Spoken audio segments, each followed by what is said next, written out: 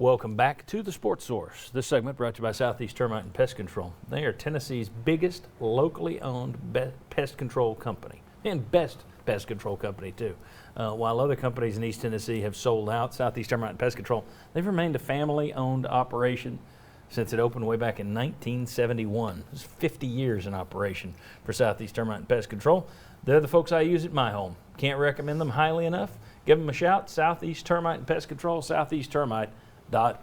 And just a reminder, we are going to go football with another couple of panelists when we come back in the next segment. But one last segment here of basketball. Mark Pankratz, I'll start with you, as we so often do in basketball. No offense to my other panelists, but nobody else here has played and coached a game at the NCAA level. So, Mark, let's talk about Arkansas. Tennessee's got to get things fixed quickly. We were talking off camera. The SEC doesn't have a lot of teams ranked.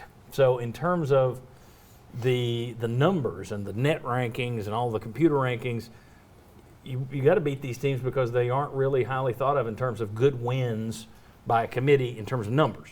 However, you think it's still a pretty deep, dangerous league, as you saw from Alabama yesterday. Arkansas, they didn't play anybody to get off to a great 9-0 start. Lost to Missouri yesterday, but they've got some things that give Tennessee trouble. What are your thoughts on Arkansas and Eric Musselman? Yeah, they've got a couple really quick guards. Their leading scorers as a freshman guard and Moody can really drive it. They've got some big guys that can shoot it from the perimeter, even a 7'3" guy that's taking half of his shots from three.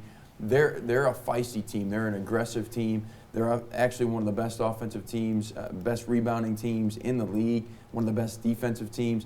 Now, again, they've done that against lesser opponents up until yesterday when they lost to Missouri.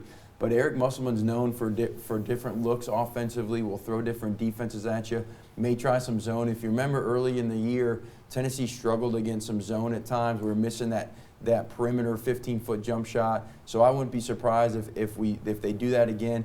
They may double down on Fulkerson some just because he's been struggling a little bit and we've not shot it well from the perimeter. So they'll throw different looks at us, and they are very skilled. They've got 9 transfers, 3 graduate transfers that are all eligible. So this is an experienced ball club that's going to come at Tennessee trying to come off of and recoup from that loss on Saturday. Thoughts on how important this game is, or who it's more important to. And here's what I mean by that. In my view, Rick Barnes, you can lose a couple of games here, correct it, learn from it. I think the team would be fine with another loss. I think fan base that went through a bad football season, that's dealing with the world in pandemic, I think you lose 2 in a row, I think people start to lose their minds a little bit. I think this is more important for the fan base than it is for the team, this game. You agree or disagree with that? No, I think you're probably right. I mean, after Tennessee beat Missouri, so I started getting a couple of texts. This is a Final Four team. They ought to win the national championship. Okay, put the brakes on. Yeah. Now it's kind of would be the other way. If they lose 2 in a row, it's like, what's going on over there? They can't coach. What's wrong? They're supposed to all these 5 stars. What's going on? Fire that guy. Wasting all that Absolutely. talent. Yep. Yeah. So I think for the overreaction of the fans, and sometimes the media contributes to that, but the overreaction of the fans would be interesting if they did lose 2 in a row. And it'd be 2 in a row at home.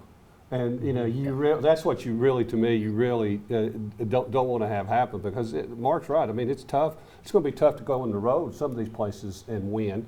But, yeah, 2 in a row at home. No, I mean, but I think you're going to see a markedly different looking Tennessee team against Arkansas. It'll be interesting to see how they react, and absolutely, media is very much involved in how the fan tidal wave is acting. We're sometimes creating the waves or the troughs, if you will. Mark, your thoughts on how this team's going to respond? What's interesting is you look at the league. There's been a ton of road victories. You know, there's that home court advantage with the COVID and lack of students. There's been a lot of teams that have been winning on the road in the SEC. The second thing I think, yes, I do think that fans will react, as always, they do react more just because they're not in the day-to-day. It's fans, that's what they do. But I do think where it could be detrimental to this team, when Victor Bailey's your leading scorer right now, with that or leading shot attempt guy, what that tells me is they're still trying to figure out their identity.